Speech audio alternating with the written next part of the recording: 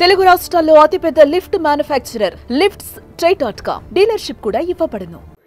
Speaker sir, ముఖ్యమంత్రి గారు లేస్తే ముఖ్యమంత్రి గారు చారిత్రాత్మకమైన పద్ధతుల్లో ప్రత్యేక శాసనసభ సమావేశాలు పెడుతున్నారు అని చెప్పి పొద్దున్నే క్యాబినెట్ బడ్జెట్ సమావేశాలకు చేస్తారు కదా సార్, అట్లా బడ్జెట్ ముందు ఒక క్యాబినెట్ పెట్టి వెంటనే తీసుకొస్తే మేమేమనుకున్నాం సార్ అంటే నిజంగా కూడా ఈ ప్రత్యేక శాసనసభ సమావేశాల్లో 42% రిజర్వేషన్ అమలు చేయడానికి కామారెడ్డి డిక్లరేషన్లో ఇచ్చిన విధంగా ప్రత్యేకమైన బిల్లు ఏమన్నా తెస్తున్నారేమో, ఆ బిల్లు తెచ్చి వెంటనే శాసనసభలో ఆమోదింపజేసి తద్వారా చట్టబద్ధత కల్పిస్తారేమో అని చెప్పి రాష్ట్ర వ్యాప్తంగా బలహీన వర్గాల సోదరులు కామారెడ్డి డిక్లరేషన్ చూసిన వాళ్ళు ఎదురు చూస్తూ ఉంటారు.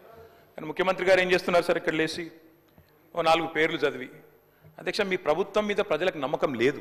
ఎందుకంటే రేవంత్ రెడ్డి గారు మీరే చెప్పినారు, సమగ్ర కుటుంబ సర్వే జరిగినప్పుడు తమరిచ్చిన ఉపన్యాసమే మొత్తం యూట్యూబ్లో ఉంది, అన్ని టీవీలలో ఉంది. ఏమన్నారు సార్ ఆ రోజు? ఆ ముఖ్యమంత్రి చెప్తాడు సరే, ఎవరు పడితే వాళ్ళు వచ్చి మీ ఇంటికి వచ్చి వివరాలు అడిగితే ఇచ్చేస్తారా, అవలగాలు దివానాగాలు ఇచ్చేస్తారా అని మాట్లాడింది రేవంత్ రెడ్డి గారు, మేం కాదు. మీరు చెప్పిన మాటలనే ఎన్యూమరేటర్లకు చూపెట్టి చెప్పినారు, మేము ఇయ్యము మీకు వివరాలు, 57 రకాల వివరాలు అడుగుతున్నారు, ఎట్లిస్తాము మీరే అన్నారు ఆనాడు, ఎవరు పడితే వాళ్ళకి ఇచ్చేస్తామా వివరాలు అని మాట్లాడింది. అదే చూపెట్టి అడిగింది. అధ్యక్ష వాస్తవం ఏంటంటే అధ్యక్ష, సమగ్ర కుటుంబ సర్వే 2014లో జరిగింది. శాంతికుమారి గారు ఉన్నారు, రామకృష్ణారావు గారు ఉన్నారు, సందీప్ కుమార్ సుల్తానియా గారు ఉన్నారు. అప్పుడు ఇదే అధికారుల అధ్యక్ష, అప్పుడెవరు వేరే లేరు. సమగ్ర కుటుంబ survey, I'm saying this on record, I worked as a minister for 9.5 years. Yes, చేసింది మొత్తం ప్రభుత్వ అధికారులే, చేపించింది ప్రభుత్వమే. Yes, it is an official document. అందులో ఖచ్చితంగా మేము ఓపెన్ గా వెబ్సైట్ లోనే పెట్టినాం, అసెంబ్లీలో కాదు, చాటుమాటుకు కాదు, పారదర్శకంగా వెబ్సైట్ పెట్టాం. ఆ వెబ్సైట్ లోంచే పాయల్ శంకర్ గారు తీసుకున్నారు. ఏముంది అధ్యక్ష సమగ్ర, ఒక మాట మీ చేతిలో కూడా అదే ఉంది. ఏముంది అధ్యక్ష అందులో డేటా? తేడా ఏంటంటే కేసీఆర్ గారి ప్రభుత్వానికి కాంగ్రెస్ ప్రభుత్వానికి అధ్యక్ష, సమగ్ర కుటుంబ సర్వేలో పాల్గొన్న కుటుంబాల సంఖ్య 1,03,00,000 కుటుంబాల అధ్యక్ష, 1,03,95,000. మొత్తం పాల్గొన్న ప్రజలు 3,68,00,000. 3,68,00,000 జరిగింది ఒక్క రోజులో, 24 గంటల్లో రాష్ట్ర వ్యాప్తంగా ప్రతి ఇంటిని ఎన్యూమరేట్ చేసి అత్యద్భుతంగా చేసినాం మేము. చేసిన తర్వాత ముఖ్యమంత్రి గారు నిజంగా ఎంత మిస్లీడింగ్ గా మాట్లాడుతున్నారంటే అధ్యక్ష, వారు అంటారు అధ్యక్ష ఇంతకు మించిన టాపిక్ లేదు అధ్యక్ష, వారు అడిగిన ప్రశ్నకు తప్పకుండా మా ప్రభుత్వం గతంలో చేసిన పని గురించి వారు అనుమానాలు తలెత్తే విధంగా ఏదైతే మాట్లాడినారో దాని గురించి చెప్పాలి అధ్యక్ష. వారు అంటారు అధ్యక్ష బీసీల సంఖ్య అందులో ఎంత అని. ఎస్, ఆనాడు బీసీల సంఖ్య సమగ్ర కుటుంబ సర్వే ప్రకారం 1,85,61,856, 51%. 51% బీసీలు ప్లస్ అది కాకుండా ముస్లిం సామాజిక వర్గంలో ఉండే బీసీలను కూడా కలుపుకుంటే 10%. మొత్తం ఆనాడు సమగ్ర కుటుంబ సర్వే ప్రకారం రాష్ట్రంలో బీసీల సంఖ్య 61%. ఈ రోజు రాష్ట్ర వ్యాప్తంగా మేము మాట్లాడడం కాదు అధ్యక్ష, ఇక్కడ మా శ్రీనివాస్ యాదవ్ గారు కరెక్ట్ గా చెప్పినారు. మీ కాంగ్రెస్ పార్టీ ఎమ్మెల్సీ చెప్తున్నాడు బయట, దీన్ని తగలబెట్టండి, ఇంకా గలీజ్గా మాట్లాడింది నా మాట అన్న, తగలబెట్టండి అన్నాడు. దీన్ని తగలబెట్టండి, ఈ నివేదికను తప్పుల తడక అని కాంగ్రెస్ పార్టీ ఎమ్మెల్సీ చెప్తున్నాడు, మేం కాదు. రాష్ట్ర వ్యాప్తంగా బలహీన వర్గాల సంఘాలు చెప్తున్నాయి. ఏమని చెప్తున్నాయి అధ్యక్ష?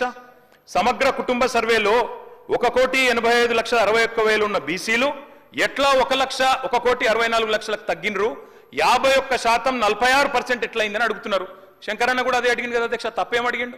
ఇక్కడ శంకరన్న ఒక్కడే అడుగుతలేడు అధ్యక్ష, బయట మీ కాంగ్రెస్ పార్టీ ఎమ్మెల్సీ మాట్లాడుతున్నాడు, మీరిచ్చిన స్టేట్మెంట్ను మీరిచ్చిన నివేదికను తగలబెట్టమని చెప్పిండు అధ్యక్ష, మామూలు కాదు. ఇంకొక మాట అధ్యక్ష, మేము అనుకున్నాం అధ్యక్ష శాసనసభ సమావేశం ప్రత్యేకంగా పెడితే ఇవాళ ఏం చెప్పినారు మీరు కొత్తగా?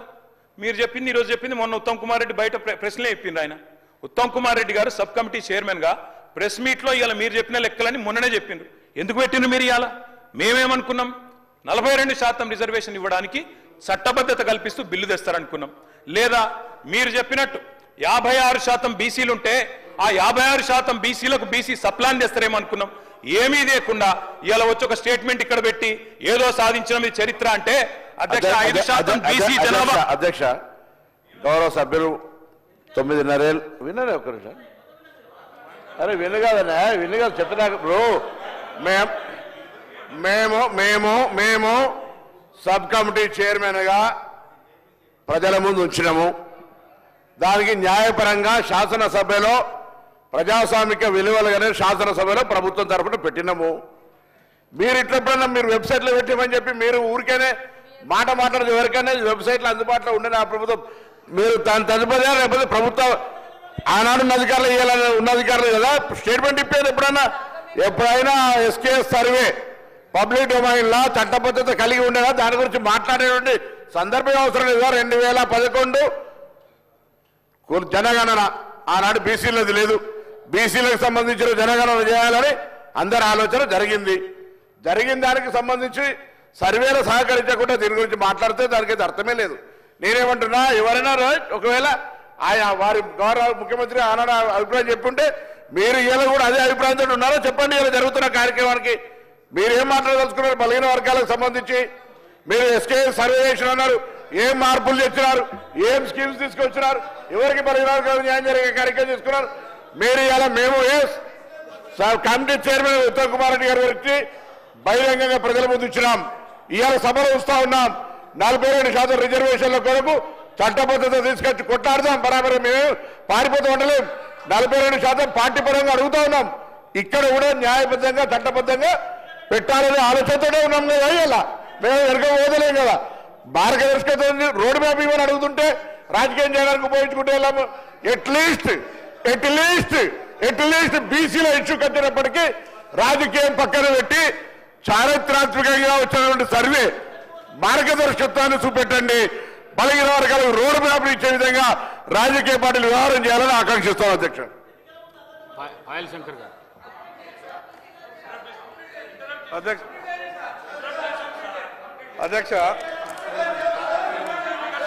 అధ్యక్ష నేను చెప్పినటువంటి అధ్యక్ష గౌరవ ముఖ్యమంత్రి గారు అధ్యక్ష ఇప్పుడు 9.5 సంవత్సరాలు మంత్రిగా చేసిన మా తాతలు నేతులు తాగిండ్రు కాబట్టి మీరు మా మూతులు నాకండి ఇట్లాంటి అర్థం పర్థం లేని చర్చలతోని ప్రయోజనాలు లేదు అధ్యక్ష ఇప్పుడు ఈ డాక్యుమెంట్ ఏదైతే ఉందో ఇది అఫీషియల్ వెబ్సైట్లో లేదు అధ్యక్ష తెలంగాణకున్నది టీజీ ఆన్లైన్ వెబ్సైట్ అధ్యక్ష ఇందులో ఎస్కేఎస్ రిపోర్ట్ లేదు ఎస్కేఎస్కు ఎన్ఐసి ఐటీ పార్ట్నర్ అధ్యక్ష ఎన్ఐసి వెబ్సైట్లో కూడా ఈ డేటా డాక్యుమెంట్ లేదు ఈ డాక్యుమెంట్ ఎక్కడుంది అధ్యక్ష ఎంసీఆర్ హెచ్ఆర్డి వెబ్సైట్లో ఉంది మరి చెన్నారెడ్డి హ్యూమన్ రిసోర్స్ దాంట్లో ఇందులో ఉంది ఈ వివరాలు ఎవరు తయారు చేసిండ్రు ఎవరు అందులో పెట్టిండ్రు ఎవరు ఓనర్షిప్ క్లెయిమ్ చేయలేదు అధ్యక్ష పాయింట్ నెంబర్ 1 పాయింట్ నెంబర్ 2 అధ్యక్ష ఈరోజు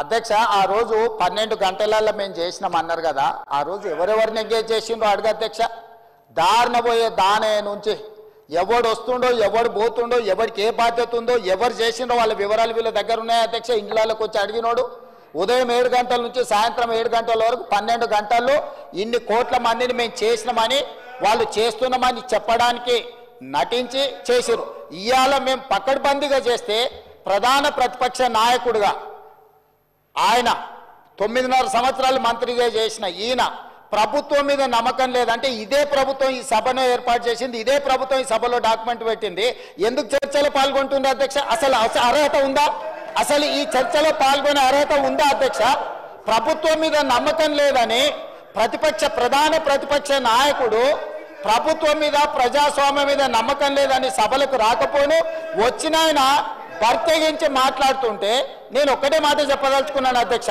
దయచేసి తమరికి విజ్ఞప్తి చేస్తున్నా ఈ సర్వేలో పాల్గొన్న వాళ్ళను మీరు శిక్షించాలి ఆ శిక్ష మొట్టమొదట ఈ సర్వేలో పాల్గొన్న వాళ్ళకు మీరు మైక్ ఇవ్వద్దు అధ్యక్ష సర్వేలో పాల్గొంటేనే మైక్ ఇవ్వండి దయచేసి ఎవరైతే ఈ సర్వేలో పాల్గొనలేదో ఈ సభలో మాట్లాడే అర్హత లేదు వాళ్ళకు దయచేసి తమరు మైక్ ఇవ్వొద్దని అందరి సభ్యుల తరఫున నేను మీకు విజ్ఞప్తి చేస్తున్నా అధ్యక్ష